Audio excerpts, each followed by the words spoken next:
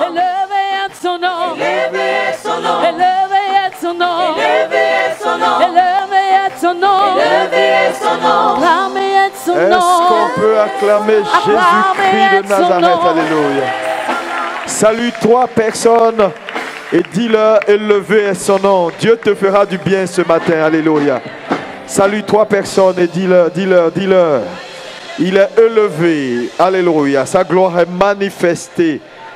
Et ce matin, il te fera du bien, le Seigneur Jésus.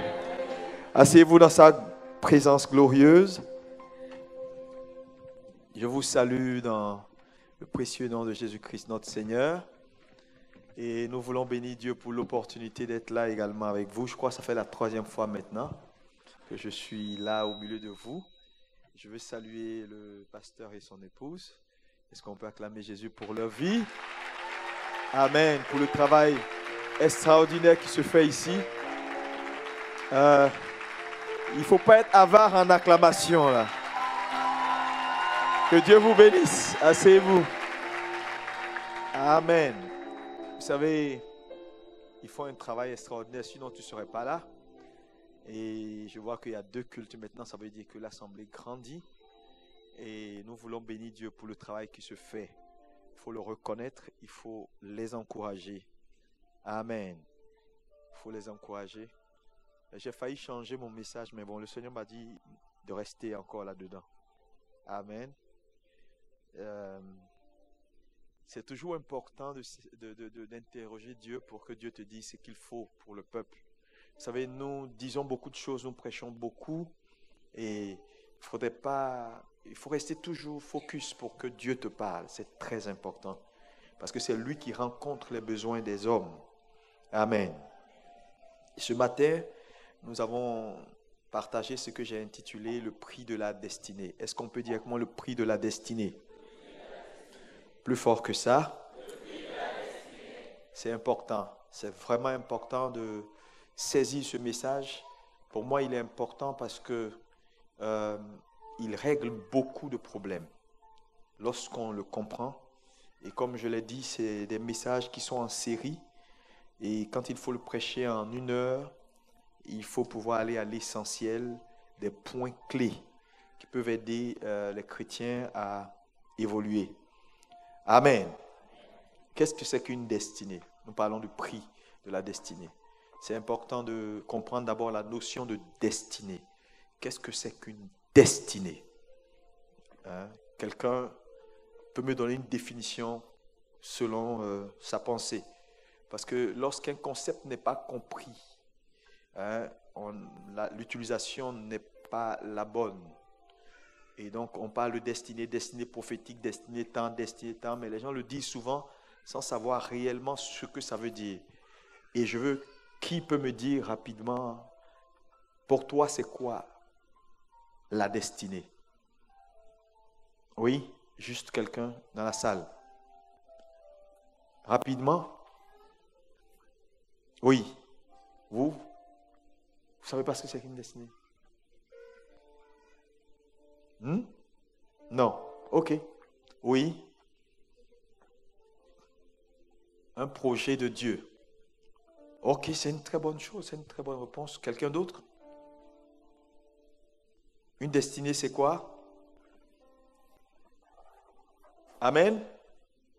Oui. Ce pourquoi tu es venu sur la terre, oui? Oui, c'est la même chose. Vous dites tous la même chose, c'est très bon. Donc, lorsqu'on parle de destinée, on parle de projet, on parle de ce pourquoi Dieu t'a destiné. Amen. C'est important de savoir ce que c'est que la destinée.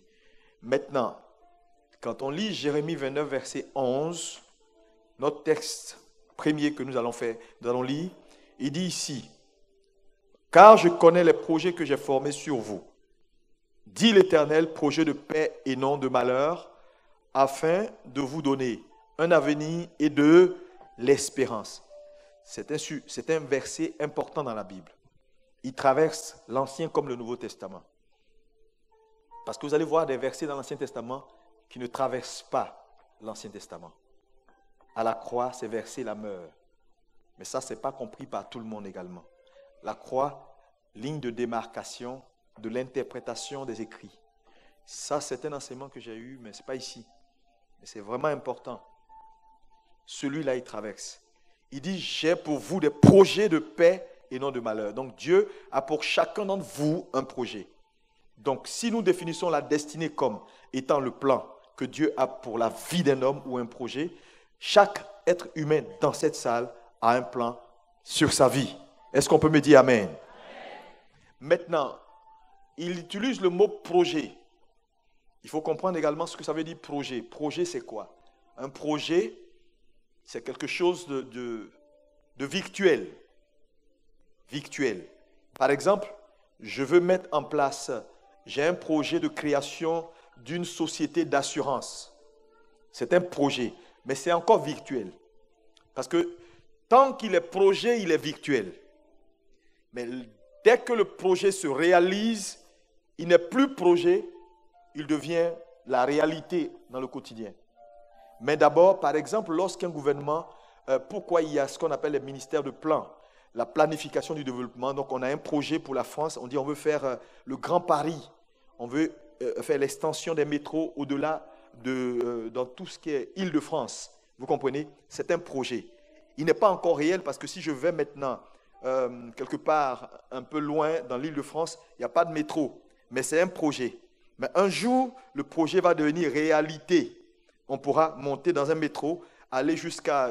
Donne-moi une ville qui est un peu loin, quelque part. À Versailles, par exemple, on pourra aller à Versailles et revenir tranquillement sur Paris. Mais pour le moment, c'est un projet. Amen. Donc, un projet, c'est virtuel, ce n'est pas matériel. Dieu dit, j'ai pour vous un projet qui va vous apporter la paix. Mais ça reste un projet. Donc, lorsque vous lisez ce verset-là, il faut comprendre la pensée de Dieu. La pensée de Dieu, c'est qu'il a pour vous un projet. Il n'a pas quelque chose de matériel pour vous. Il n'a pas une voiture, il n'a pas une maison, il n'a pas un bien-être, il n'a pas un mari. Non, non, non, non. C'est juste un projet qu'il a. Maintenant, pour que le projet devienne matériel, devienne votre quotidien, c'est votre responsabilité de faire ce qu'il y a à faire. Par exemple, si j'ai un projet de création d'une entreprise, quelle est ma responsabilité? C'est d'avoir les informations pour la création d'entreprise sur le territoire français. Quels sont les documents requis? Dans quelle structure aller? Maintenant, si j'ai le projet que je ne respecte pas les conditions, est-ce que mon projet verra le jour? Non. Donc, pour que mon projet devienne matériel, ma responsabilité, c'est d'avoir la bonne information, de me lever, d'aller dans les structures appropriées, de faire les remplissages qu'il faut pour que mon projet puisse respecter les normes de création d'entreprise en France. Oh, dis-moi Amen. Maintenant, si je dis non, moi je suis ivoirien, je suis burkinabé, ou je suis martiniquais, bon, pas martiniquais, c'est la France, je suis peut-être, disons, portugais, et que chez nous, voilà comment ça se fait, donc je vais créer ma société sur les règles de chez moi. Est-ce que je pourrais avoir ma société ici? Non.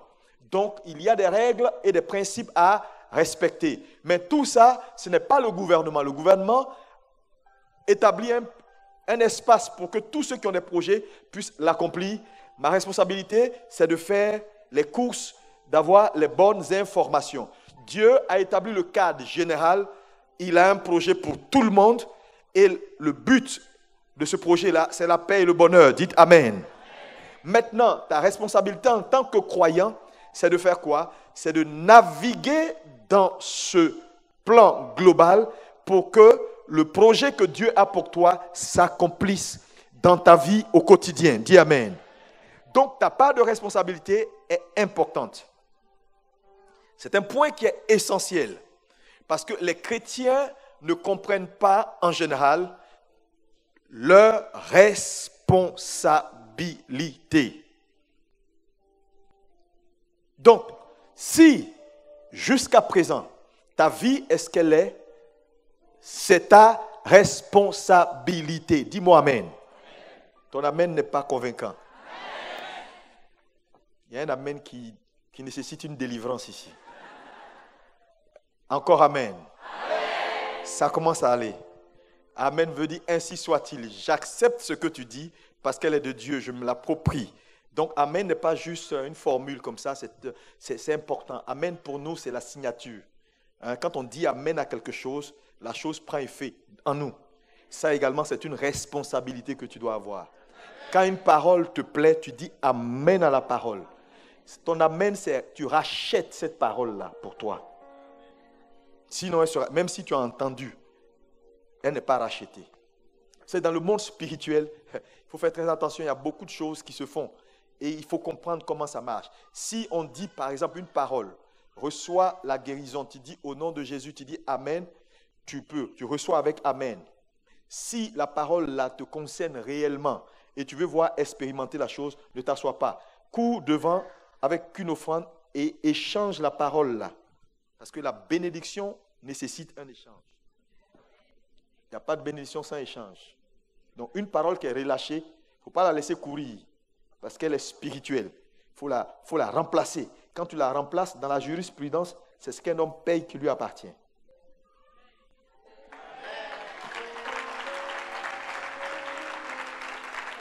Est-ce qu'on peut me dire Amen? C'est pourquoi moi je ne laisse jamais passer les bonnes paroles, je vous assure. Je les prends toujours. Amen. Donc c'est important de comprendre la destinée. Nous parlons donc du prix de la destinée. Alléluia. Maintenant, Dieu a un plan pour chaque vie. Vous êtes d'accord avec moi? Ok. Lorsque nous lisons Habakkuk 2, la Bible dit « Écris la vision » ou « Écris la prophétie ». L'Éternel m'adressa la parole et il dit « Écris la prophétie, grave-la sur les tables afin que l'on la lise couramment ». Le mot « prophétie » ici, on peut l'interchanger avec le mot « vision ». Dans d'autres traductions, c'est écrit « Écris la vision ». Ici, c'est « Écris la prophétie ». Amen. Maintenant, qu'est-ce que c'est qu'une prophétie? Une prophétie est une façon imagée ou parlée de décrire une destinée. Par exemple, si je dis, Madame, dans 5 mois, ainsi parle l'Éternel, voilà, je te vois aux États-Unis, dans temps, en train de réussir, en train de faire ça, en train de faire ça, je prophétise. Alléluia.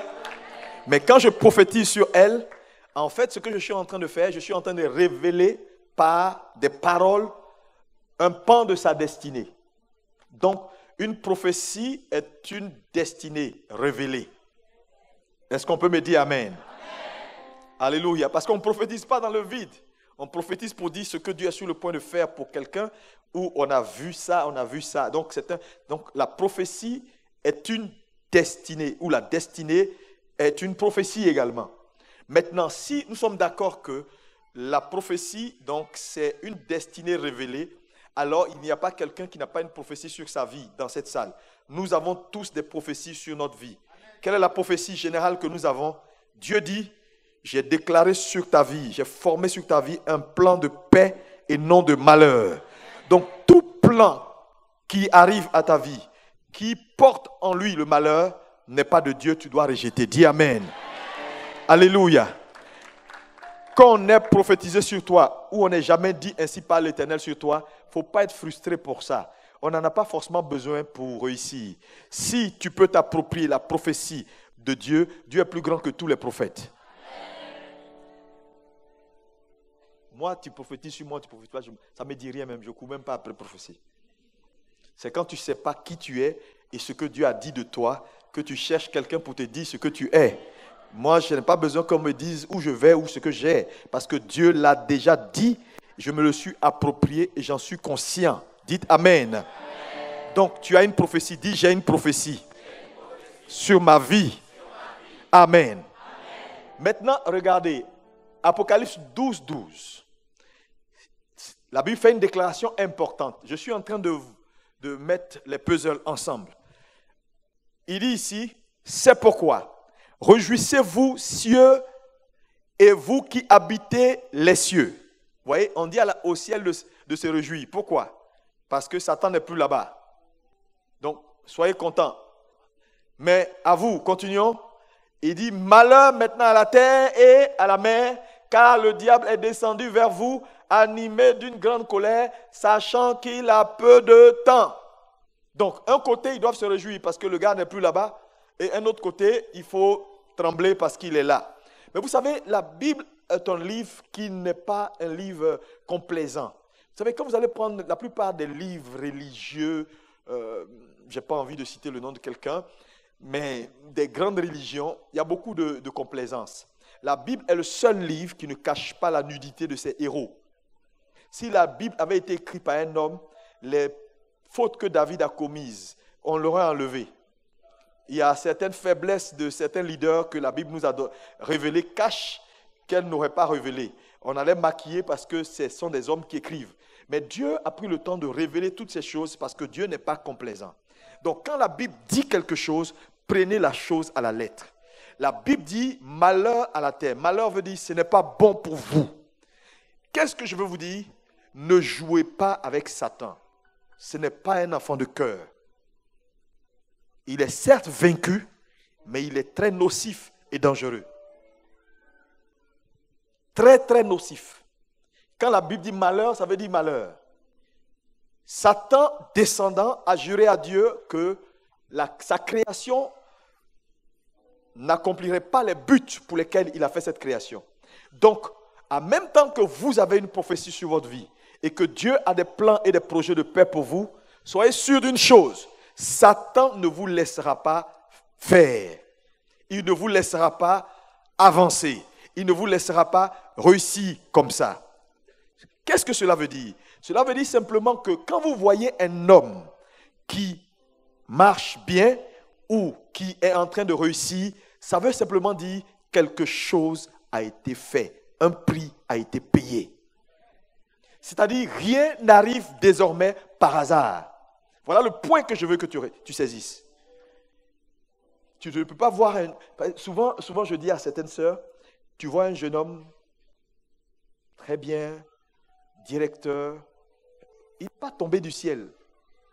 Il y a une femme derrière qui s'assure que les choses marchent bien pour lui. Parce que c'est très facile de voir quelqu'un, parce que et nos sœurs en général elles veulent avoir un homme tout cuit. Ça n'existe pas, les hommes tout cuits. Non, je veux qu'il soit... Non, je te dis.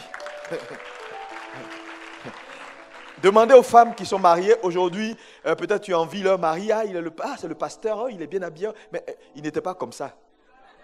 Voilà, elle a souffert, elle a aidé le monsieur. Aujourd'hui, quand tu le regardes, tu l'envies, tu veux prendre le monsieur. Non, il y a toujours un prix. Quand quelque chose va bien, à chaque fois que tu manges du poisson, souviens-toi que quelqu'un a refusé de dormir, il est allé à la pêche.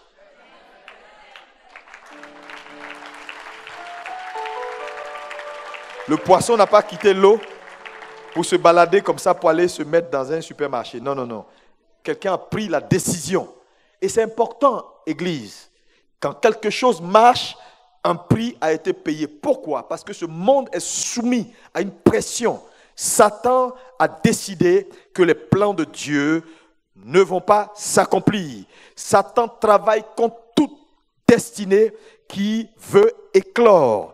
Et si tu es là, tu as une parole sur ta vie, si Dieu a un plan pour ta vie, en même temps que Dieu a le plan pour ta vie, il va falloir commencer à te préparer parce que tout projet de paix entraîne une bataille. Une église qui ne comprend pas n'a rien compris. Un peuple qui ne comprend pas n'a rien compris. Le combat spirituel est une réalité. Nous ne combattons pas comme ceux du monde, nous nous combattons dans une position déjà d'accomplissement. Mais c'est quand même un combat. Nous avons la victoire.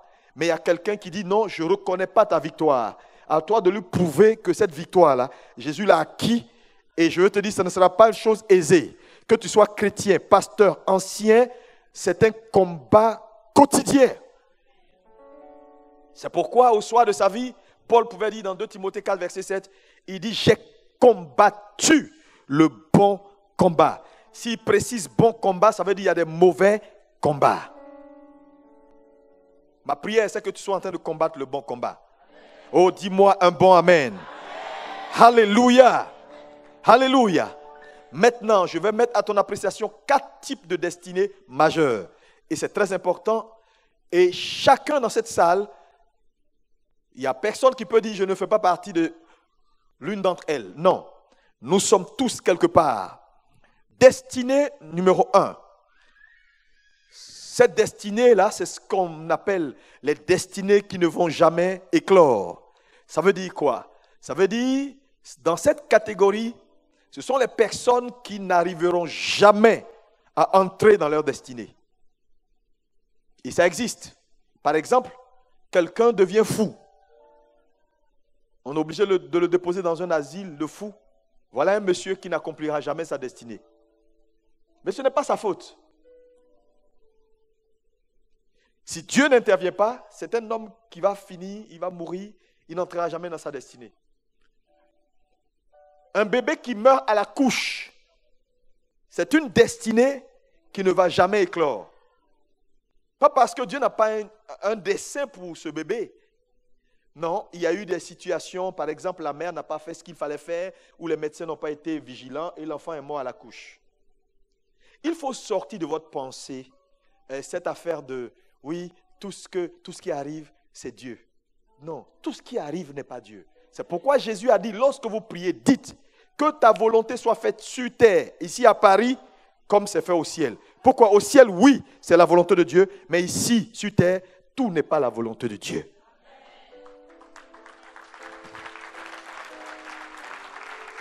Parce que je vois des chrétiens qui sont fatalistes. Hein? Et ça, c'est de mauvais enseignements. Ils reçoivent, on dit tout ce qui arrive, remercie Dieu, sa main est partout. Si Dieu ne permet pas, ça ne va pas arriver. Il y a des choses que Dieu n'a pas voulu qui sont arrivées. Je veux te démontrer que il est Dieu, certes, mais il s'est volontairement limité à certaines choses. C'est très important. Regardez par exemple, le propriétaire de ce bâtiment vous a cédé son bâtiment. Il est le propriétaire. Mais dès qu'il signe le contrat avec vous, il ne peut pas venir comme ça, entrer dans le bâtiment sans l'accord du pasteur. Ça devient une violation d'espace. Bien qu'il soit le propriétaire. Il n'a même plus les clés d'ailleurs. Tout a été changé. Dites Amen. C'est la même chose. Dieu crée le monde. Il nomme l'homme comme directeur des affaires humaines. Et donc, pour que Dieu ait accès aux affaires humaines, il lui faut l'accord de l'homme. La permission. Voilà pourquoi, quand il s'est rendu compte qu'il fallait sauver l'homme et que l'homme ne coopérait pas, il a dit, moi-même, je vais devenir un homme, c'est mieux. Parce que c'est seulement les hommes qui ont droit d'accès sur terre et qui peuvent opérer. Il est devenu un homme par voie légale et il a fait le travail qu'il avait à faire pour que nous soyons sauvés. Dites Amen. Ce que je veux dire à quelqu'un, si tu ne prends pas tes responsabilités, tu vas passer ta vie à accuser Dieu. Je ne comprends pas, ma vie ne marche pas. Où est Dieu? Dieu est là. Dis à ton voisin, il est là. Les histoires de où est Dieu, je ne comprends pas, je souffre, ma vie ne marche pas, je n'ai pas de boulot, Seigneur, pourtant je prie, je paye ma dîme, je fais ça, mais je ne comprends pas, est-ce que le pasteur là même, est-ce qu'il est oint, est-ce qu'il n'est pas oint? Ce n'est pas ça qui compte. Ton problème, c'est que tu ne veux pas prendre tes responsabilités. Amen. Alléluia. Donc, cette première catégorie, ce sont les destinées qui ne vont jamais éclore. Et le problème, c'est que dans l'église, il y a beaucoup de gens dans cette catégorie-là, dans le sens où tu peux être assis dans une église évangélique, en train de servir même, entre guillemets, le Seigneur, et être hors jeu. Donc, la question est la vraie, c'est Seigneur, à quoi réellement tu me destines? Il faut que Dieu te donne la réponse. Parce que c'est la clé de ton épanouissement, c'est la clé de tout. Je vous assure. Seigneur, à quoi tu me destines? Dans ta maison, dans ton œuvre.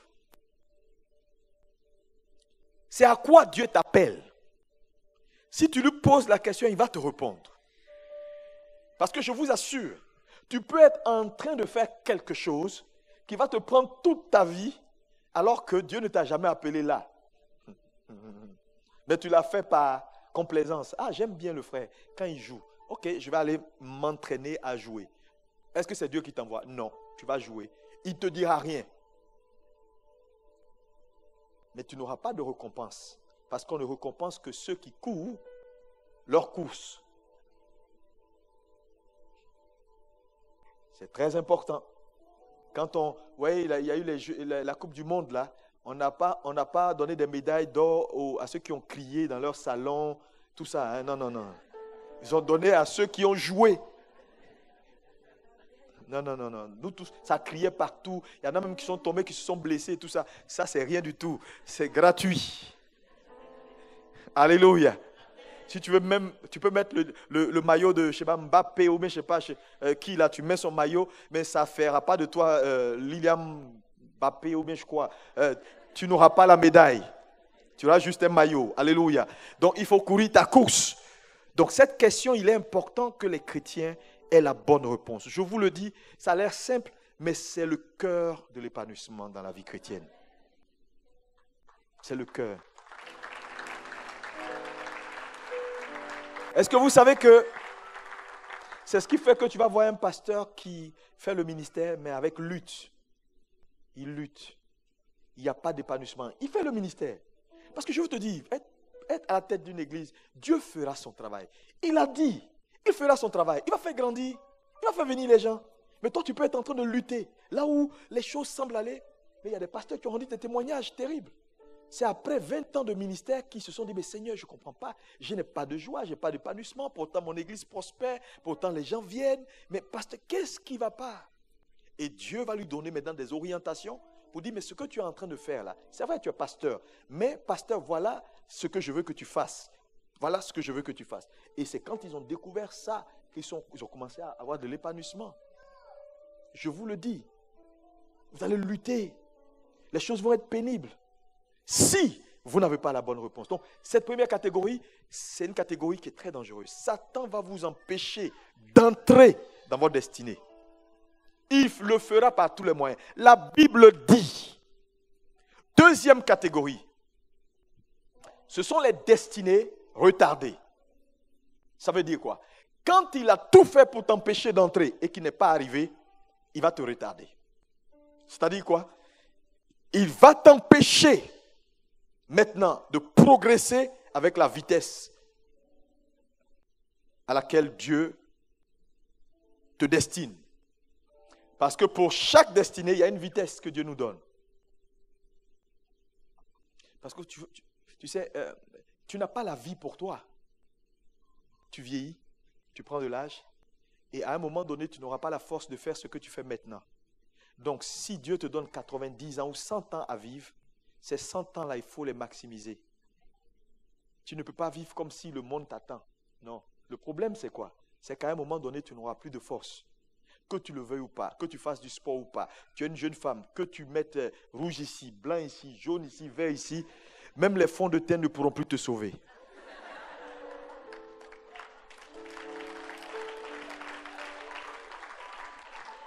Tu vas me mettre fatigué, quand on va te voir, on sait que tu n'es pas jeune. Tu vas aller tirer ta peau jusqu'à un moment où il n'y aura plus de peau. Regardez les gens et les artistes à la télévision qui ressemblent désormais à autre chose qu'à des personnes. Donc tu n'as pas le temps pour toi. Et Satan sait que je n'ai pas empêché cette sœur-là d'entrer. Elle a découvert le plan de Dieu pour sa vie, elle est dans le plan. Ok, mais qu'est-ce qui me reste à faire? C'est retarder sa course vers l'accomplissement du but. Ça veut dire quoi? Là où tu devais être épanoui, tu n'es pas épanoui. La Bible dit l'arbre planté près du courant d'eau donne son fruit en sa saison. Tout ce qui n'est pas dans la saison, c'est le retard. Attends, à 40 ans, 45 ans, 50 ans, tu es censé avoir un boulot, une maison, une femme. Dans la logique, quand on classifie par saison, tu as 50 ans, tu n'es même pas encore marié. À quel moment tu vas te marier pour avoir un enfant, pour qu'un jour cet enfant-là couvre ta nudité quand tu vas vieillir? Il y a un problème quelque part. Aujourd'hui, 12 août 2018, Dieu t'attend à un certain niveau sur l'échelle de ta vie. Donc, au ciel, sur l'échelle de ta destinée, aujourd'hui, 12 août 2018, voilà où tu es censé être. Si tu t'appelles Norbert, aujourd'hui, 12 août 2018, Norbert, sur l'échelle de sa destinée, doit être un cadre supérieur chez Bouygues, avec 25 000 € par mois, 3 pavillons en France.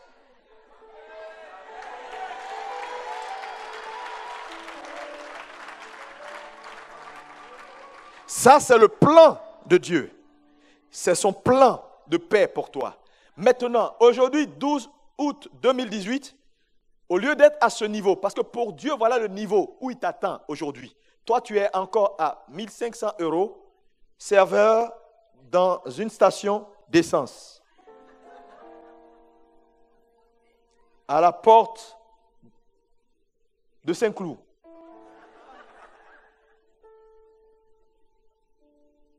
C'est une destinée retardée. Mais le problème, c'est que ta position actuelle, si tu veux savoir si ta destinée est retardée, la position actuelle, est-ce que ta position te satisfait? Sinon, c'est la voix de Dieu quelque part dans ton cœur qui te dit non, ce n'est pas la place que tu dois avoir, ce n'est pas le niveau. Ce n'est pas le niveau. Tu devais être mieux que ça. Je vous dis, l'Esprit de Dieu va toujours te convaincre que non, c'est vrai que les choses avancent, mais ce n'est pas encore ça. Il est facile de se contenter. Mon ami, ta course ou ta compétition, c'est par rapport à toi-même, pas par rapport à quelqu'un. Parce qu'il y a des gens, oui, moi au moins j'ai une voiture, moi au moins je travaille un peu, moi au moins. Mais ce n'est pas toi au moins et le frère à côté. Non, le frère à côté oublie. On ne court pas les mêmes courses. Alléluia. On ne court pas les mêmes courses. Toi, tu as une voiture, toi, tu as un salaire. Ok, pour moi, ça va, mais le frère, lui, il n'a rien carrément. Lui, il est complètement... Mais ce n'est pas ton problème. Toi, chacun a son couloir. Et vous savez, aux Jeux Olympiques, ceux qui courent 100 mètres ne sont pas notés sur les mêmes règles de jeu que ceux qui courent 200 mètres ou ceux qui font le décathlon. Donc, mon ami, si tu es même devant, peut-être que tu cours 100 mètres. Les règles de jeu sont différentes. Lui, il est peut-être à un décathlon, donc on ne sait pas. Lui, il saute à chaque fois. Bon, ça, c'est son problème. Mais ta compétition, c'est avec toi-même et la conscience de Dieu dans ton esprit qui va te révéler que c'est vrai, ça va, mais ce n'est pas encore ça. Alléluia. Donc, Satan va travailler pour retarder votre destinée. Parce qu'il sait que quand la destinée est retardée, il n'y a pas d'épanouissement. Et la gloire de Dieu n'est pas manifeste. Alléluia. Parce que la volonté de Dieu, c'est de te voir épanoui. Mais tu es une jeune sœur. Ok, à 70 ans, tu te maries. C'est vrai, on va acclamer le Seigneur pour toi. Mais quelle saveur dans un tel mariage, c'était mieux à 25 ans. Vrai ou faux? Je dis, je prie que Satan n'arrive pas à t'arrêter au nom de Jésus. Oh, dis-moi un bon amen si tu le crois. Parce que je connais des personnes qui sont juste en train de voir leur vie complètement passer à côté. Frère, le retard est dangereux parce que quand Satan vous a retardé sur le chemin de la manifestation de la gloire de Dieu pour votre vie, les choses vont traîner. Tu as le talent, mais personne ne t'embauche. Tu as la grâce, tu as les diplômes, tu as l'intelligence, mais tu n'as pas la plateforme. Je te dis, c'est grave, hein? Ce que je suis en train de dire est très grave. Il n'y a rien de plus frustrant quand tu vois des personnes qui n'ont même pas ta compétence.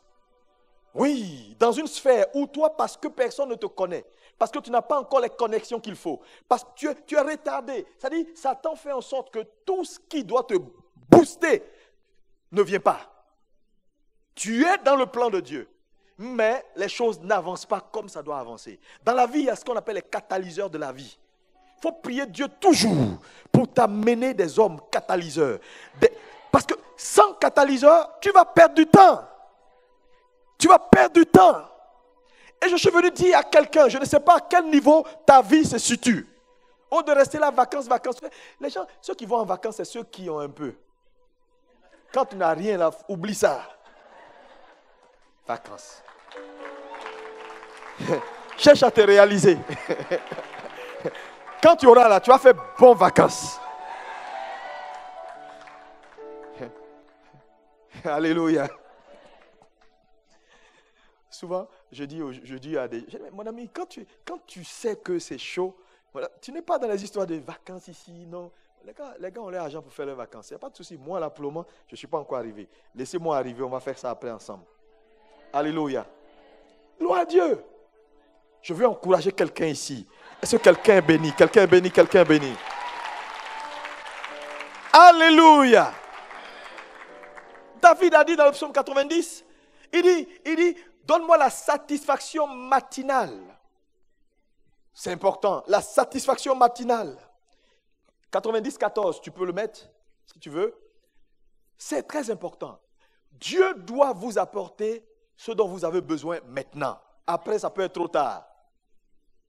Il dit, rassasie-nous chaque matin de ta bonté et nous serons toute notre vie dans la joie et l'allégresse. Le mot ici, dans la traduction littérale, rassasie-nous chaque matin de ta bonté là. C'est écrit, rassasie-nous tôt le matin de ta bonté. Pourquoi tôt le matin?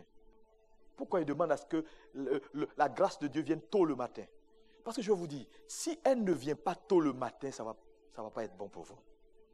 Vous savez pourquoi dans nos villages, ceux qui vont au champ sortent tôt le matin, ils devancent l'aurore?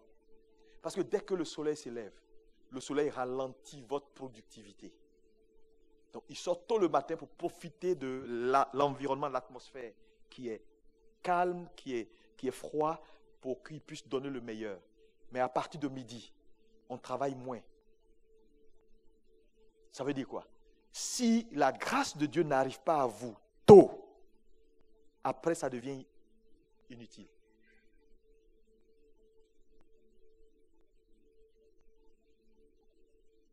Imaginez-vous, regardez à mon âge.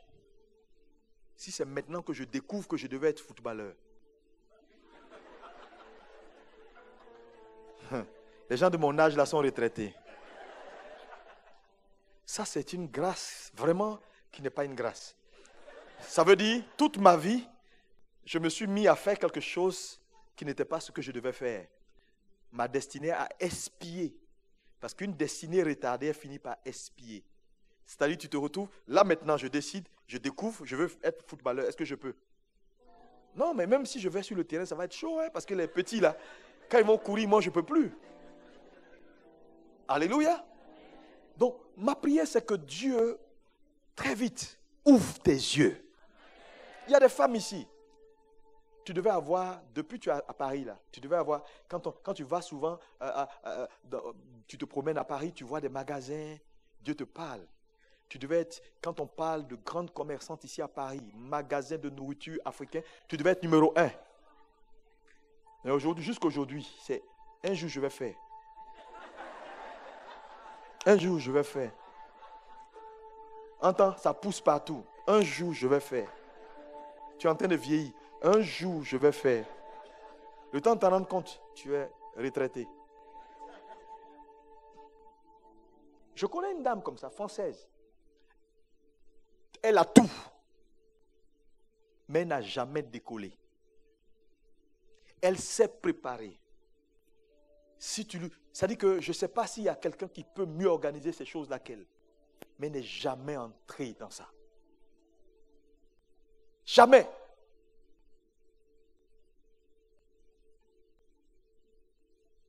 Satan est mauvais.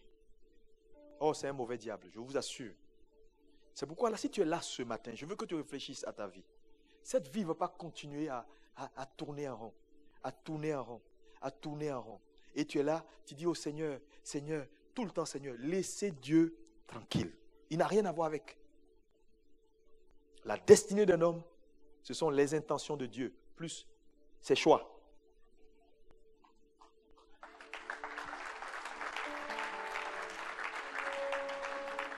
Dieu a un plan pour vous. Vos choix ajoutés à ce plan-là, vous naviguez. Le problème avec l'église, c'est que les gens n'écoutent pas. Ils font ce qu'ils veulent. Maintenant, quand ça ne marche pas, on accuse l'église, on accuse le pasteur, on accuse maman pasteur, on accuse tout le monde, on devient aigri. On devient aigri. Parce que voilà, ça ne marche pas chez nous. Ah, mais pourquoi le pasteur, il va en vacances, Il est obligé de cacher sa vie parce que il y a des gens, il va aller quelque part, on dit oui, mais comment il peut aller, je ne sais pas, comment il peut aller à Cancun, comment il peut aller, on ne comprend pas, ça fait beaucoup d'argent ça le billet. Il aurait pu, je vous dis, il aurait pu là. Laissez les gens vivre leur vie.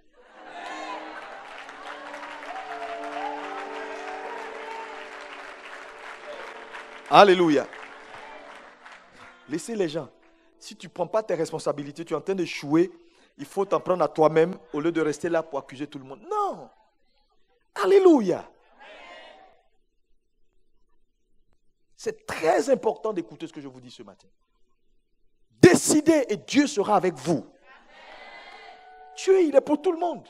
La Bible dit ne fait exception de personne.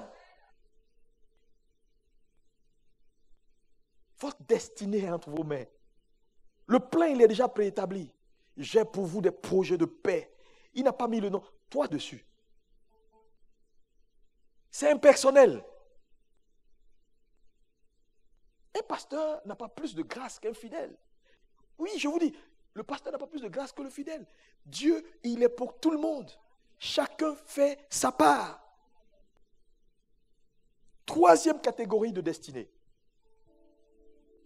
Ce sont les destinées qui s'arrêtent de façon soudaine. Ça veut dire, la personne découvre sa destinée, entre dans la destinée, prospère dans sa destinée, et au sommet de sa gloire, Satan l'arrête.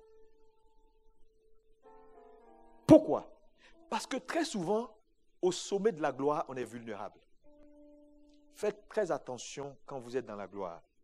Parce que la vulnérabilité et la gloire et le succès vont ensemble. Et très souvent, vous allez voir que ces personnes-là, on dit, oh, mais qu'est-ce qui est arrivé? Ce monsieur, je le connaissais, mais il était brillant. Et puis un coup comme ça, un malheur arrive. Ou bien ce pasteur. J'ai donné l'exemple de ce pasteur que je connais en Afrique du Sud, qui avait la plus grande église en Afrique du Sud. Mais quand je dis grande église, c'est grande église, ce n'est pas les petites églises de... Non. Une église soutenue, où tous les grands prédicateurs américains venaient. Mais une église immense, avec autant de potentialité. Au sommet de sa gloire, quand tout le monde parlait de lui. Et il avait le succès. Sa femme l'a lâché, elle est allée avec son chauffeur. Elle allait marier le chauffeur. Il était allé en mission aux États-Unis. Et de là-bas, il apprend que sa femme a décidé de se marier avec son chauffeur. Et elle a commencé maintenant à poster des choses contre lui. Le ministère du sommet est descendu.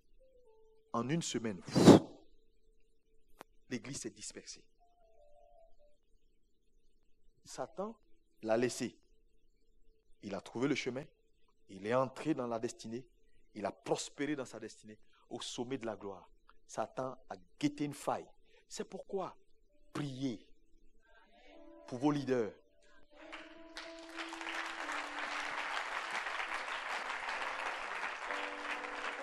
Parce que je vais te dire, Dieu va te donner le succès.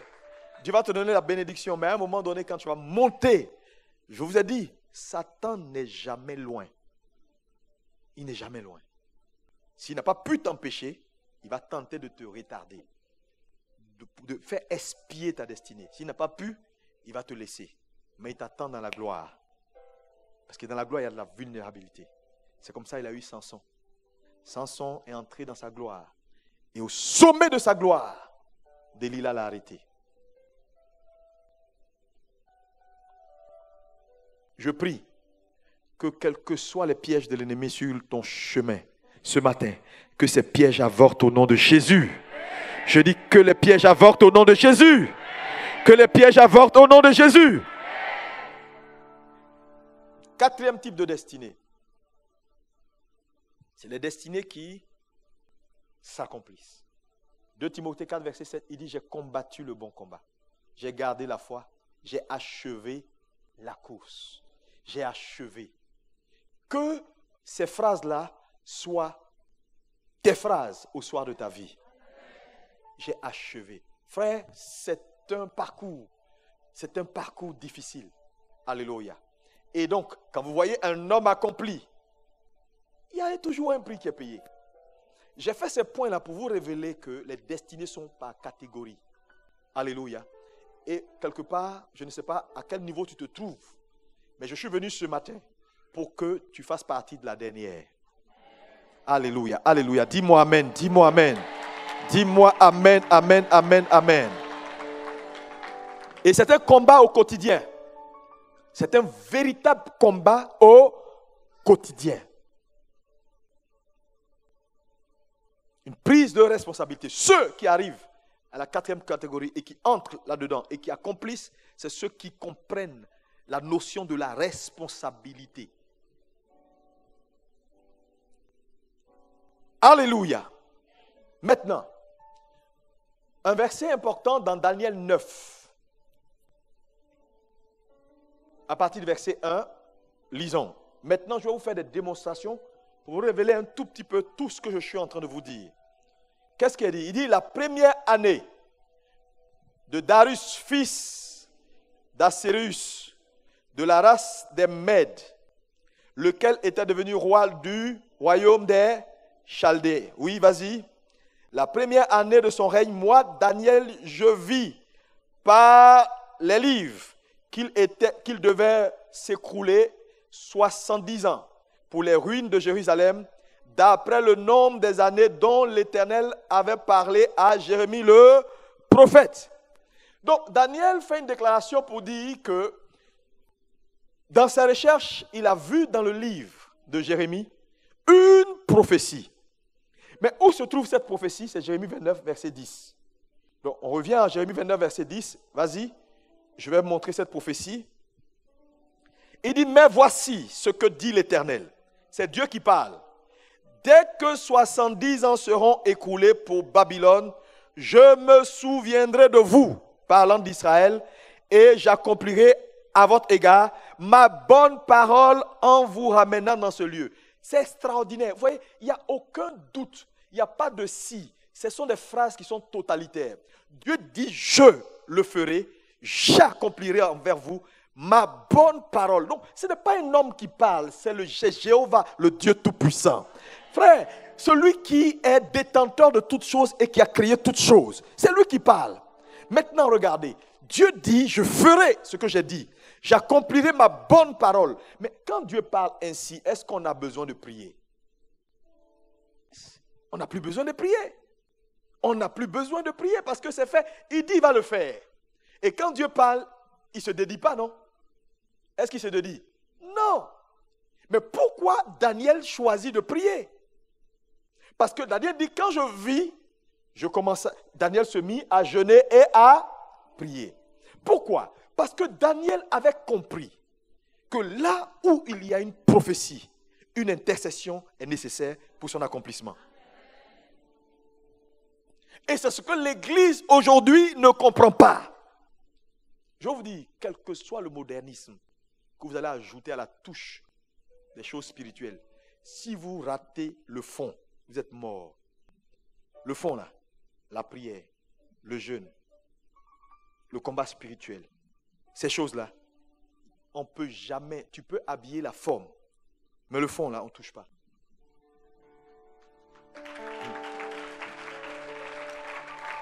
C'est-à-dire, l'église de la fin des temps ne sera pas une église où, non, on vient, on parle, on dit non, pas trop de prière, non, quand on prie, non, parlons doucement, on ne gêne pas le voisin. Mon ami, si tu ne veux pas que je te gêne, il faut quitter là.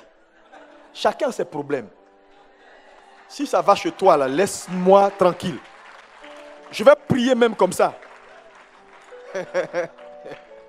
Alléluia. Parce que, ouais, il y a des gens, tu pries, ils te regardent, mais pourquoi elle fait tant de bruit? Mais oh Seigneur, Dieu c'est dans le cœur. Dieu c'est dans le cœur, oui. Mais Dieu nous a donné également l'expression. La Bible dit Jésus a gémi jusqu'à ce que ses veines éclatent. Les scientifiques ont démontré que c'est possible. C'est-à-dire que tu es stressé, tu pries jusqu'à ce que tes veines éclatent et que, au lieu que ce soit la sueur qui sort, c'est le sang qui sort dans tes pores. Jésus l'a fait. Pourquoi? Pour juste passer la croix. Maintenant, je te pose une question. Si lui qui n'a jamais péché a eu autant besoin de prier pour s'en sortir, et toi, le pécheur?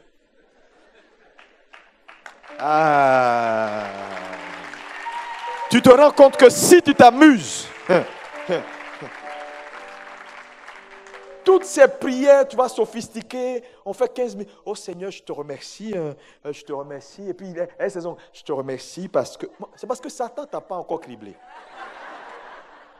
Quand il va te cribler, tu vas arrêter les... Je te remercie, je te remercie. Tu vas enlever tes chaussures, t'assois à terre. Alléluia.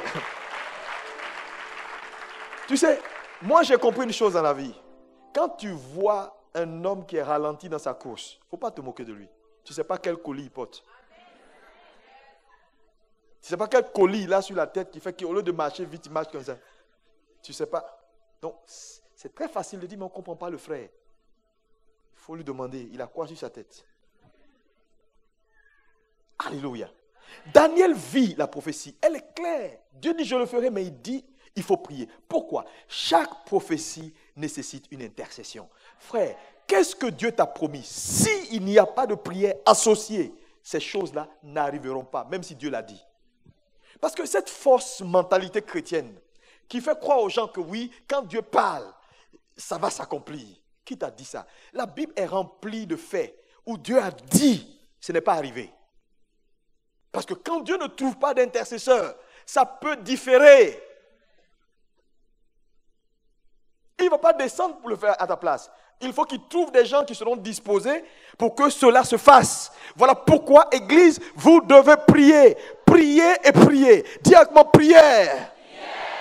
Mais quand je parle de prière ici, ce n'est pas murmurer, alléluia. C'est de véritables prières, alléluia.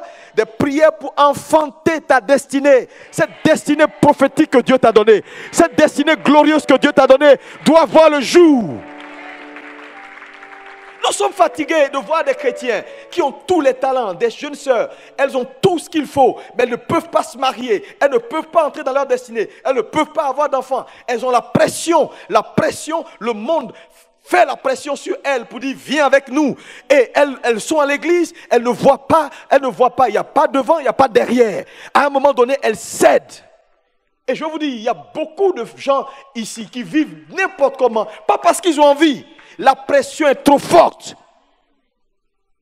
La pression est partout. Les parents te regardent. Mais quand est-ce que tu vas nous faire notre petit fils? Et tu dis non, je suis chrétienne. Ça sonne mal. Mais attrape-toi un copain, fais un enfant. Non, nous, on ne peut pas le faire, nous. Nous, on est obligé d'attendre le mariage. Mais les hommes de l'église ne veulent pas se décider.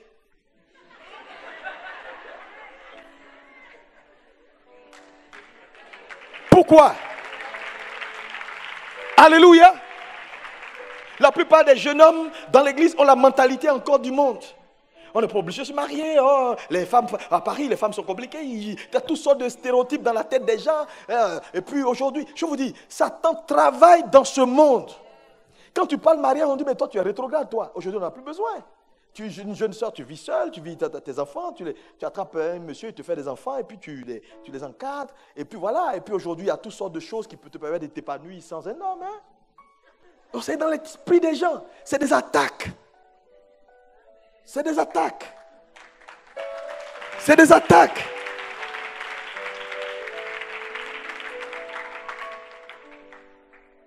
Est-ce que quelqu'un peut me dire amen?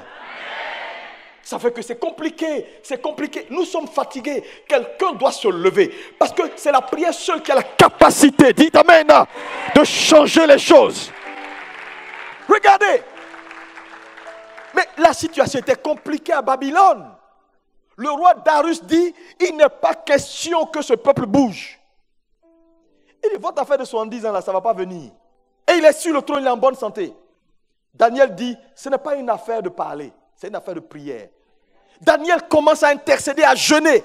Quand il commence à prier, première action de sa prière. Parce que la prière va booster les choses, va changer les choses. Numéro 1, un esprit démoniaque apparaît. Quand Daniel commence à prier, 21 jours après, il n'a pas la réponse. Il repart vers Dieu. Quand il interroge Dieu, Dieu lui dit, depuis le premier jour, je t'ai exaucé. Mais le prince de Perse, qui est une entité spirituelle, qui contrôle la région, a fait obstacle à l'ange. Il ne peut pas passer. Quoi? Donc il a fallu que je prie pour que Satan se réveille. Tant que tu ne pries pas, Satan n'est pas gêné. Je te dis, il y a beaucoup d'entre vous ici, là. C'est quand tu vas commencer à prier, tu sauras qui est derrière tes problèmes. C'est quand tu vas commencer à prier que tu sauras réellement ce qui se passe.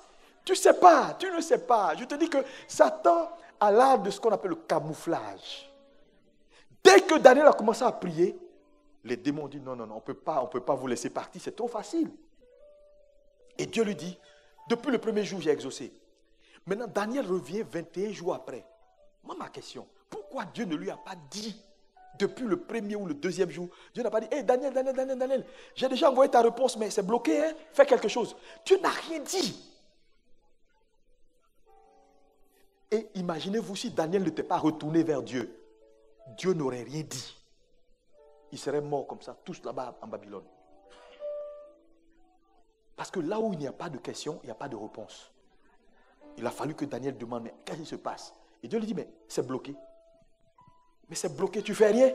Ce n'est pas ma responsabilité, moi Dieu, de faire quelque chose. Arrêtez de tout mettre sur Dieu. Daniel prie.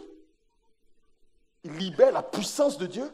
Dieu utilise la puissance là pour envoyer Michael, l'archange, va fortifier le démon qui est bloqué pour qu'il passe.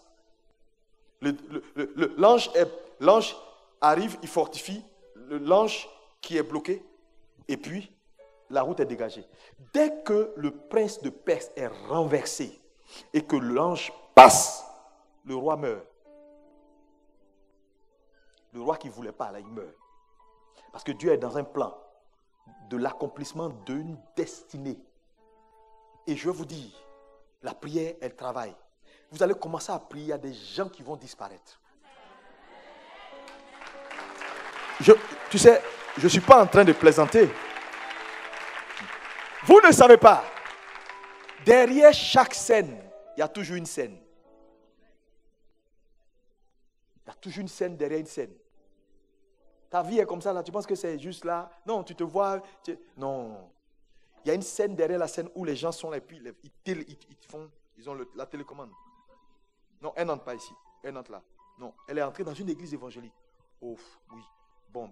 Mais malgré tout, elle n'écoute pas beaucoup le pasteur, donc ça va. Elle n'écoute pas. Le jour où il y a une réunion de puissance, on dit on va prier. On dit non, le boss, demande-lui de venir travailler en urgence. Le boss dit non, aujourd'hui il y a un truc urgent, on a une réception. Non, tu dois travailler sur. Ok, à cause de l'argent, elle va travailler, elle ne vient pas à la réunion ce jour-là. Ok, donc on a esquivé la puissance, c'est bon. Il y a quoi encore? Non, mais elle est seule. Tout. Bon, écoute, c'est bon. Solitude, c'est bon. Je préfère qu'elle change d'homme chaque 6 mois, c'est bon, allez. On met un voile sur ton visage. Là où les hommes qui doivent te voir, ils ne te voient pas. Et c'est ceux qui ne doivent pas te voir qui te voient. Je ne comprends pas, il y a toujours des païens qui viennent vers moi. Il y a toujours des gens bizarres. Mais le voile là, il faut qu'on l'enlève. Parce que la vie, elle n'est pas aussi simple que vous le croyez. Hein. Jésus est mort, il est ressuscité, c'est légal, c'est papier. Mais pour entrer dedans là, tu as ta part de responsabilité à comprendre certaines vérités. Daniel prie, le roi meurt. Quand le roi meurt, un autre roi vient au trône. Il s'appelle Assyrus. Ils ont plusieurs noms parce que le nom d'Arus, Cyrus, Assyrus étaient des noms de trône. Mais il y a un certain Darius le Mède dans l'histoire, parce que c'est une étude, quand vous allez dans la Bible d'Ex, vous allez voir que le roi qui vient maintenant au trône, Assyrus, il va se marier à une dame qu'on appelle Vashti. Donc c'est le même roi, donc c'est la même histoire qu'on retrouve dans le livre d'Esther. Parce que vous n'êtes pas pasteur, donc je ne veux pas vous embêter avec, parce qu'il y a une Bible qu'on appelle la Bible interlinéaire. C'est une Bible qui est tracée de façon chronologique. Elle n'est pas comme celle qu'on a. C'est-à-dire quoi? Si tu lis la Bible interlinéaire, tu peux quitter Jérémie, tomber dans Esdras, en même temps tomber dans Apocalypse. C'est-à-dire que les événements sont chronologiquement se suivent. Et tu te rends compte que l'histoire de Daniel Et l'histoire d'Esther se... Et donc, le roi a une femme qu'on appelle Vashti. Il va présenter Vashti. Vashti va dire, non, non, non, je ne veux pas me présenter pour ma beauté. Elle sera chassée. Et il va lancer un casting pour avoir une nouvelle femme. Et qui va entrer? Esther. La prière de Daniel continue à travailler. Mais en temps, Daniel a vieilli et il est mort. Mais sa prière ne meurt pas. Donc, le roi se marie avec Esther. Mais pourquoi avec Esther? Esther est juive. Dieu est en train de poursuivre un plan. Daniel a vu une prophétie qui doit s'accomplir, donc il est en train d'intercéder. Et l'intercession, donc, est en train de balayer le chemin. Numéro 1, l'entité spirituelle a été dégagée. Numéro 2, le roi est mort. Il y a une succession. Le nouveau roi a une femme. Il chasse la femme, 3. Et Esther entre, 4. Maintenant, les historiens nous disent que le roi Darius le Mède, quand il va se marier avec Esther, ils vont avoir un fils qui s'appelle Cyrus. Maintenant, quand vous lisez Ésaïe 44, remets-moi Ésaïe 44. Il faut me suivre, s'il vous plaît. Ésaïe 44, verset 28, il dit quoi? Je dis à Cyrus, il est mon berger. Il accomplira quoi? Toute ma volonté. Il dira de Jérusalem qu'elle soit rebâtie et du temple. Mais cette prophétie-là, il a écrit 1500 ans avant même que Darius ne naisse.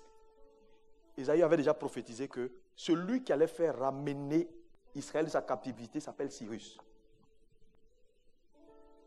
Mais comment Dieu va faire pour que ce Cyrus-là apparaisse? Donc, Esther se marie avec le roi. Ils ont un fils qui s'appelle Cyrus. Maintenant, va dans Esdras 1, que nous avons lu tout à l'heure. Esdras 1, oui. La première année de Cyrus, roi de Perse, plus tard, son père est mort quand il a grandi. Et dans sa première année, afin que s'accomplisse la parole que l'Éternel avait prononcée par la bouche de Jérémie qu'on a lue. Donc ça veut dire que le Cyrus dont on parle là, c'est la prophétie de Jérémie qu'il doit accomplir. On dit maintenant, l'Éternel réveilla l'esprit de Cyrus. Comment il a réveillé l'esprit de Cyrus? Cyrus a une maman juive. Donc lisant le livre, il va voir son nom, Ésaïe 44, et il voit Cyrus. Et l'Éternel va réveiller son esprit pour dire, cette prophétie-là, ça a été écrit il y a 1500 ans, mais il s'agit de toi. La prière de Daniel continue de marcher. Cyrus, donc, dans la première année de son règne, dès qu'il devient roi, il ordonne maintenant qu'Israël retourne de sa captivité. La prophétie est accomplie. Mais pour arriver là, il a fallu prier. Et non seulement il a prié, il a jeûné, mais regardez tout ce que la prière a dû faire pour qu'on arrive à là. Donc imaginez-vous s'il n'y avait pas eu de prière. Le peuple serait resté en captivité. Quand vous priez, il y a beaucoup de choses qui sont orchestrées dans le monde spirituel. Vous ne savez pas, il y a des gens qui vont enlever, il y a des présidents qui vont changer, que Dieu va enlever, juste pour que votre position que vous cherchez, là où il vous envoie, frère, pour qu'une destinée s'accomplisse. Si Dieu ouvre vos yeux pour voir la scène derrière la scène, vous allez crier. Vous allez crier. Parce que chaque jour, il y a tellement de choses qui sont orchestrées par Satan pour que ce que Dieu a à faire avec toi ne s'accomplisse pas. Parce que chaque vie qui est retardée, qui est bloquée, c'est un pan du plan global de Dieu qui est arrêté. Tu sais, si tu ne réussis pas, Dieu ne gagne pas. Et Satan le sait. C'est pourquoi toutes les destinées sont utiles et importantes.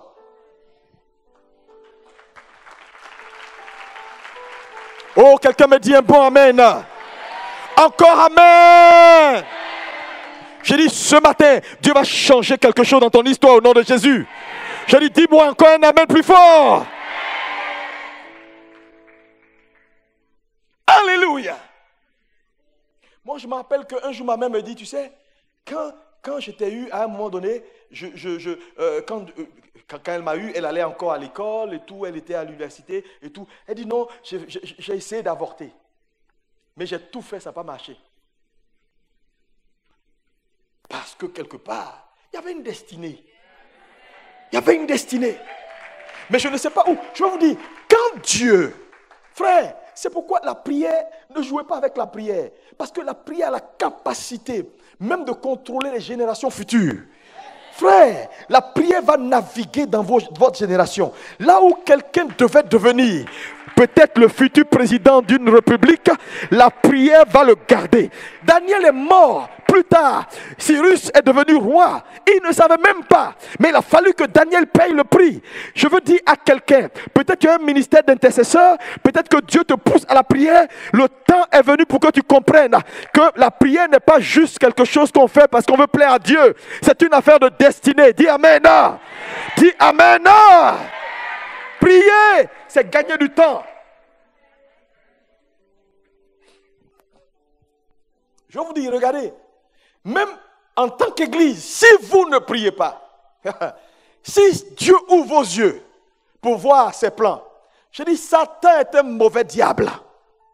Il est mauvais. C'est pourquoi, nous, ce que la Bible nous demande, c'est de prier. Parce que notre prière donne les ressources à Dieu pour faire le travail, même quand on dort. Tu ne pries pas, tu présumes. Vous êtes tout le temps en train de présumer. Ah non, j'ai un voyage dans 6 ans, voilà mon projet. Je vais finir mes études à Paris. Dans 10 ans, quand j'ai fini à Paris, je vais mettre un peu d'argent de côté. Je vais aller investir dans mon pays en Afrique. Je vais m'installer ma famille pour ma retraite. Satan te regarde et puis il sourit. Tu souris. Il dit, bon, raconte ta vie dans tous les cas. C'est moi, je gère le dossier. Tu ne pries pas. Ton projet risque d'être un cauchemar.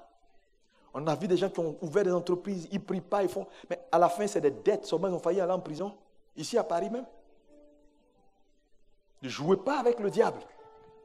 Il faut prier. Dis à ton voisin, tape ton bouche, voisin, prie. Prie et prie.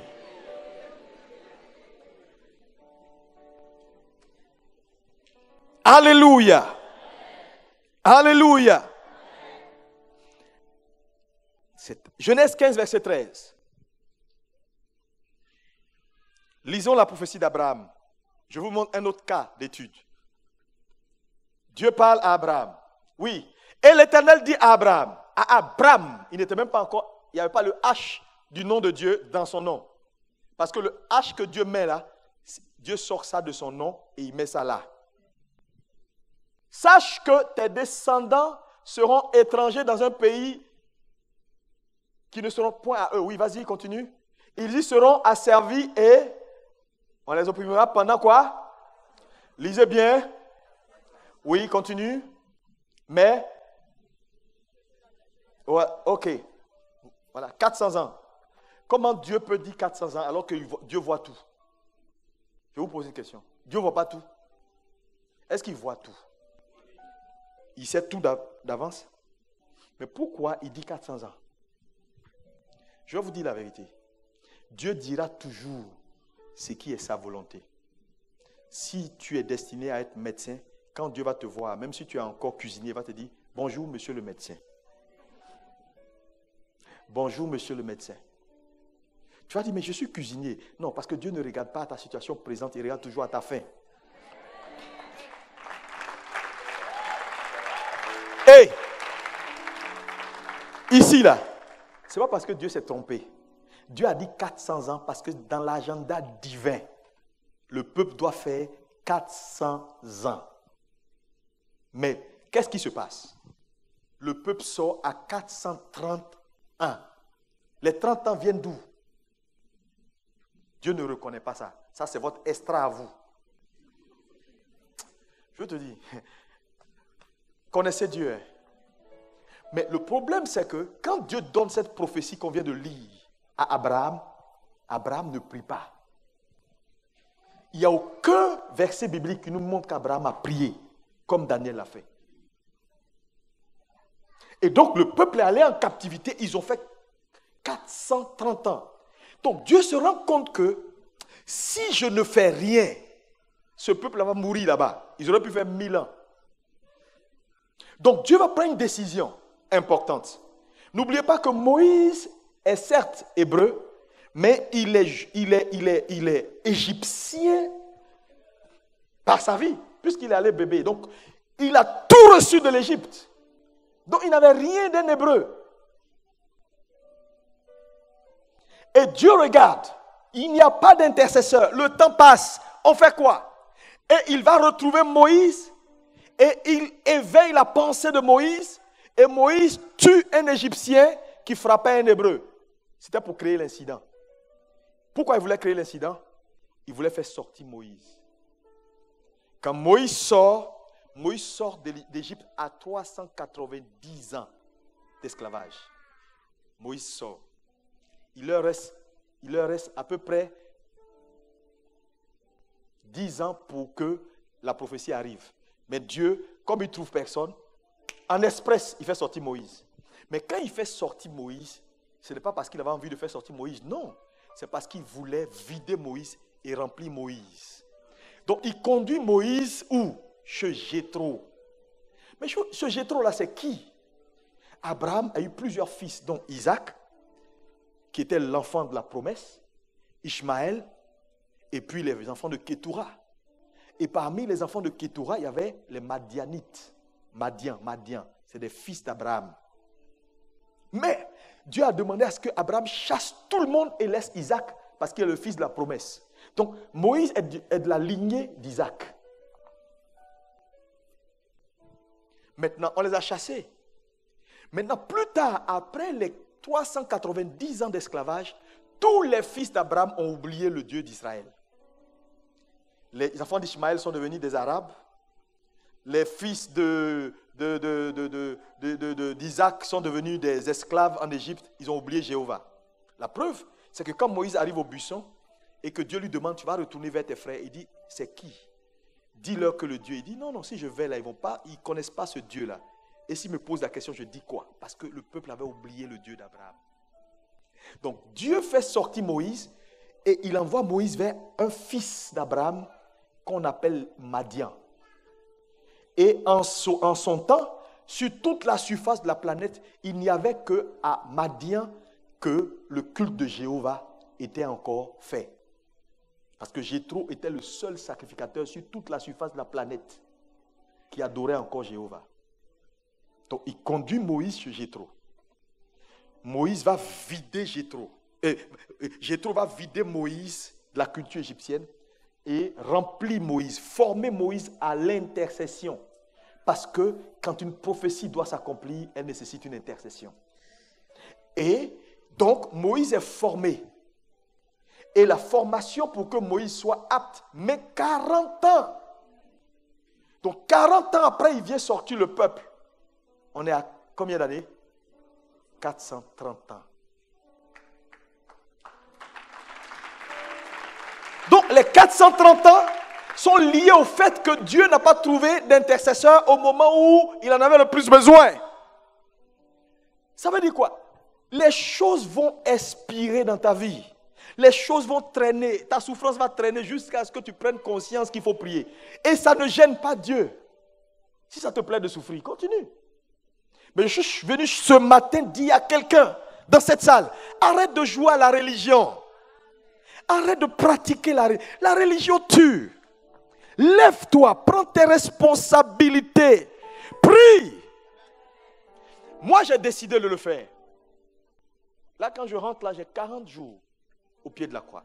Il y a des décisions qu'il faut le prendre. Sinon, une destinée ne s'accomplit pas comme ça. Parce qu'on s'assoit dans une église dimanche matin. Il y a des décisions à prendre. Tu peux aller plus haut que ce que tu es maintenant. Tu peux être meilleur que ça. Alléluia. Dis-moi un bon amen. Hein? Le reste de ta vie qui est devant toi là peut être 10 fois, 100 fois meilleur que tout ce que tu as eu derrière toi.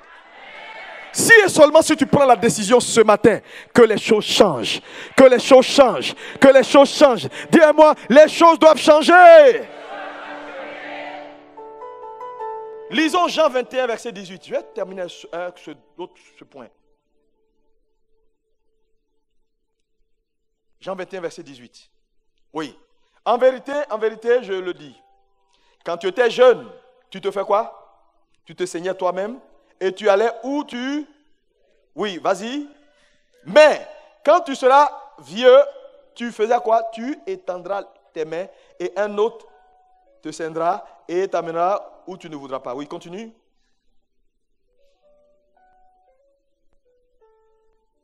On peut continuer le verset? Il dit cela pour indiquer quoi? Regardez ici. La Bible dit ici que Jésus fait une prophétie pour dire, Pierre, tu vas vieillir dans ta vie. Tu vas mourir vieux, parce que c'est ce qui glorifie Dieu. Mais plus tard, quand Jésus a dit ça, regardez comment Satan a failli arrêter les choses. Acte 12, versets 1 à 5. Lisez tous à haute voix. Oui, on lit.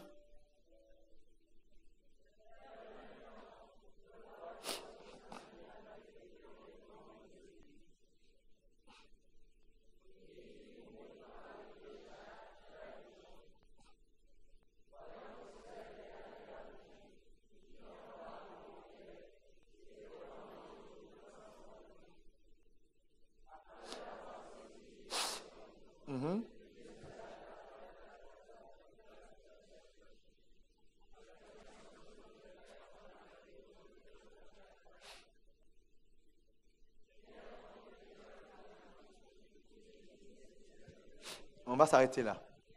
Regardez. Il a déjà tué Jacques. L'église n'avait pas prié.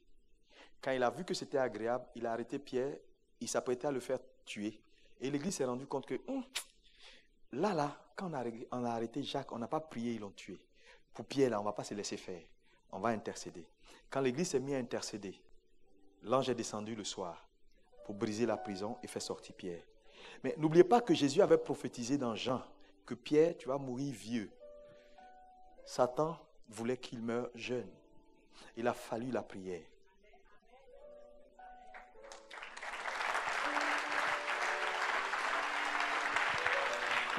Je vous dis,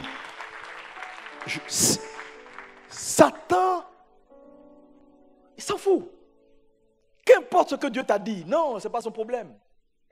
Et c'est pourquoi ce matin, je veux que tu prennes conscience et que tu n'attends même pas que les choses arrivent. Lève-toi. Sinon, même tes enfants devant toi, dans ta propre maison, vont devenir païens si tu ne pries pas. Je dis, tu seras surpris. Dieu n'a pas de petit-fils, hein? Non. Je suis enfant de Dieu, donc mes enfants doivent... Tes enfants doivent donner leur vie eux-mêmes à Jésus.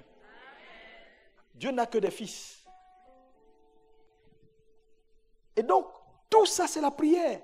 Le fait que tu sois diacre ancien dans une église, ça ne fait pas de tes enfants des chrétiens, non, parce qu'ils viennent à l'école de dimanche tous les... Non, pas du tout. Il ne faut pas prier, tu vas voir. Tu seras étonné. Païen endurci, fils de pasteur ou diacre. Ce matin, on va prier. Et je vais prier pour toi parce que le plus important pour moi, c'est que ta destinée n'avorte pas. Et quels que soient les plans de Satan ce matin, nous allons détruire ces plans au nom de Jésus. Nous allons avorter ces plans au nom de Jésus. Nous allons commander que là où Satan a arrêté quelqu'un, et je te le dis, l'année prochaine à cette même heure, ton niveau a changé. Ta vie a changé. Alléluia. Alléluia. Il y a des personnes ici. Tu vas voir que quand tu vas commencer à prier, Dieu va orchestrer des choses dans le monde spirituel. Des gens qui sont des catalyseurs de vitesse, des gens qui doivent accélérer ta vitesse, vont te rencontrer cette semaine. Oh! Regarde, je vais terminer avec ce témoignage. Vous pouvez vous lever, je termine avec ce témoignage. Il y a un pasteur ici en France. Je vais taire la ville. Sinon, tu peux le localiser. Vous savez ce qui s'est passé? Le pasteur, il luttait avec la vie. Il a décidé de dire, écoute, moi je suis fatigué de lutter, l'église ne marche pas, ma vie, tout est mélangé, il y a des problèmes, je vais jeûner et prier. Il s'est mis dans un moment de jeûne. Il a payé le prix avec ses genoux. Et il va en vacances aux États-Unis. Il entre dans un supermarché pour faire ses courses. Et pendant qu'il regardait les rayons, il y avait une dame devant lui qui faisait également les courses. Et la dame avait, vous savez, les femmes, elles aiment les écharpes. Elle a mis son écharpe là Et puis pendant qu'elle faisait ses courses, l'écharpe a glissé, l'écharpe est tombée. Elle n'a pas vu. Elle regardait. Et le pasteur qui a vu, court, il ramasse l'écharpe.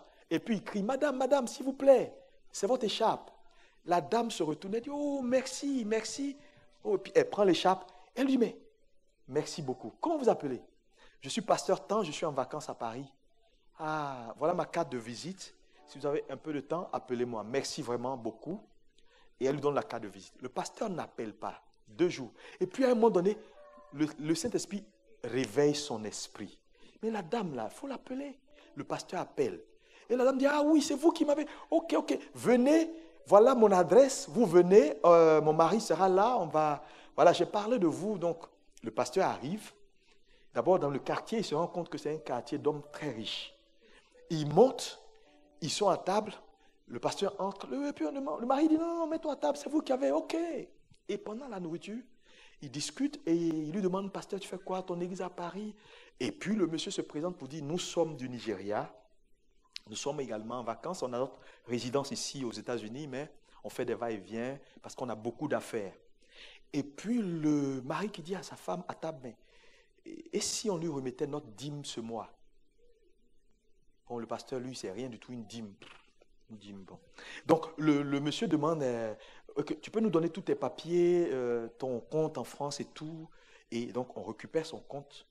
Et puis, lui, il revient en France. Et puis, il est dans son église en train de lutter. Et un jour, à la maison, le directeur général de la banque, de sa banque ici en France, une grosse banque, vient, bonjour, je suis venu vous voir.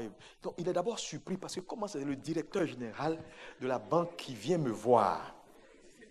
On dit non, on a reçu un virement de près de 15 millions d'euros.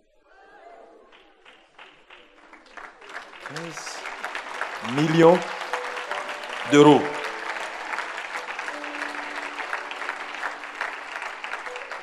Leur dîme fait 15 millions d'euros.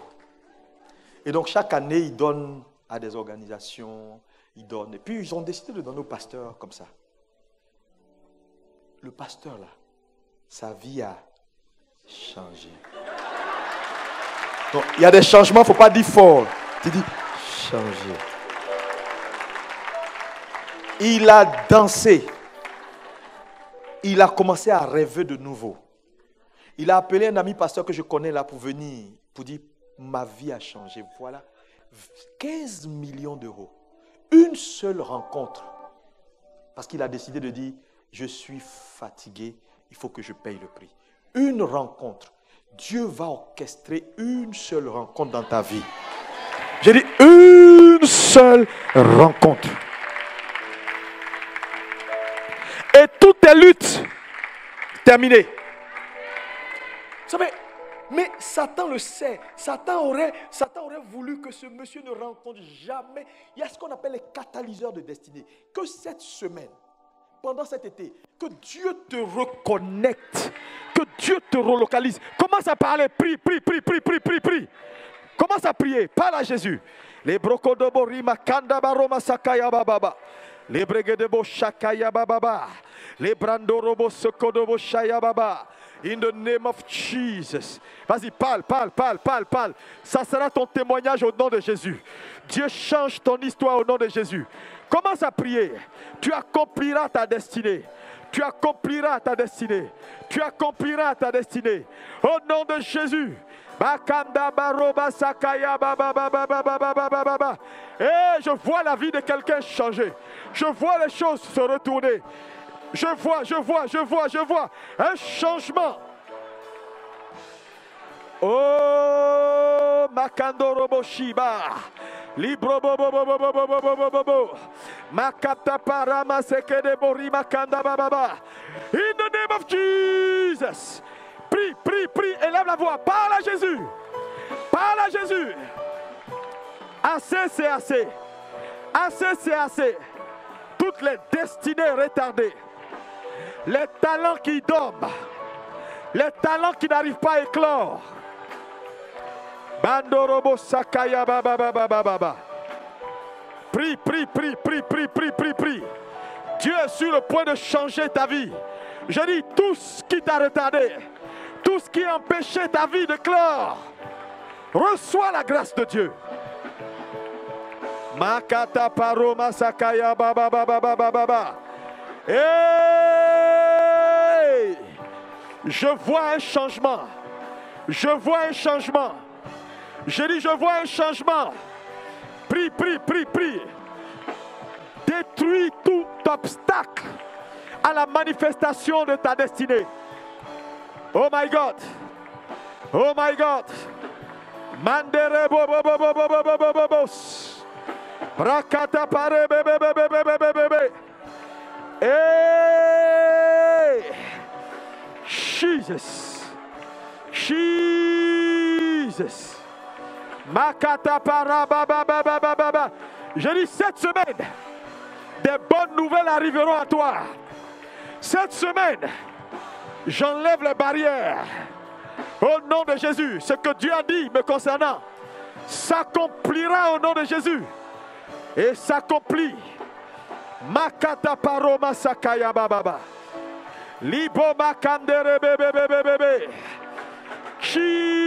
Jesus. Ba ba ba ba ba ba ba ba ba ba ba ba ba ba ba ba ba ba. Hey! Lève la main droite vers le ciel. Tu vas prier. Tu vas ordonner toute scène derrière la scène.